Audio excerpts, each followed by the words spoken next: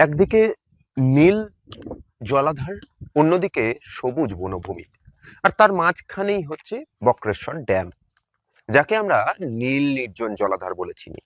সেই নীল নির্জন জলাধারে কিন্তু এখন আমরা রয়েছি। প্রতি বছর এখানে হাজার হাজার পরিযায়ী পাখি আসেন দেশ এবং ভিনদেশ থেকে।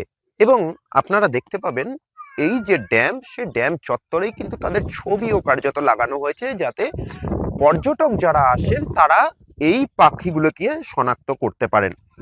এই পাখিগুলি আসে সুদূর আমেরিকা, ইউরোপ, রাশিয়া, মঙ্গোলিয়া, তিব্বত, মানস সরোবরের মতন বিভিন্ন জায়গা থেকে। যেমন ইউরেশিয়ান কুট, গ্রিব, বড়িহাঁস, ব্রাহ্মণী হাঁস, খুন্তে হাঁস, লেসার হুইসলিং, রাঙামুখী হাঁস, দেশজ সরাল, বালি হাঁস, পানকৌড়ি, কমন কুট, জললিপি, এছাড়াও আরো কত কি।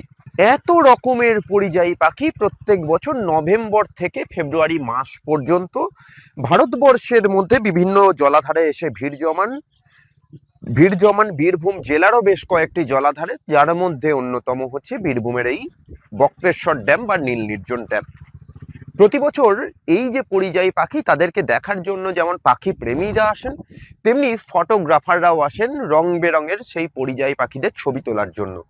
এছাড়াও এখানে পিকনিক স্পটও আছে, যে পিকনিক স্পটে প্রতি বছর এই শীতকালে অনেক মানুষ ভিড় জমান, যারা পিকনিক করতে আসেন।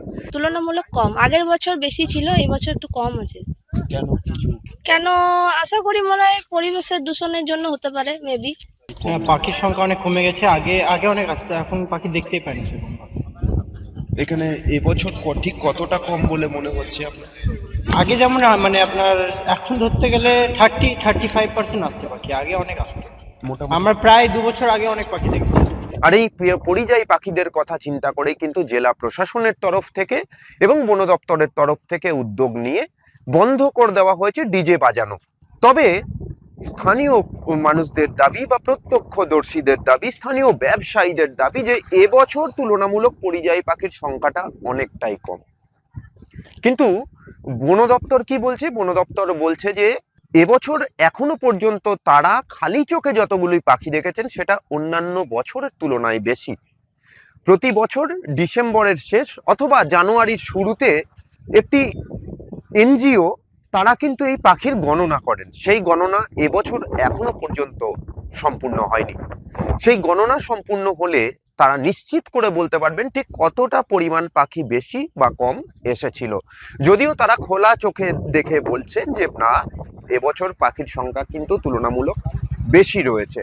এছাড়া এখনো পর্যন্ত জানুয়ারি এবং ফেব্রুয়ারি দুটি মাস কিন্তু পড়ে রয়েছে, এখনো আরো অনেক পরিযায়ী পাখি আসা বাকি। মোট পাখির পরিমাণ এবছর কতটা হয়, যে পরিযায়ী পাখি পর্যটকদের আকর্ষণের কেন্দ্রবিন্দু, সেটাই কিন্তু এখন দেখার। বীরভূম থেকে ক্যামেরায় সৌমেন মালের সঙ্গে ঋতভাস চট্টোপাধ্যায়, কলকাতা টিভি।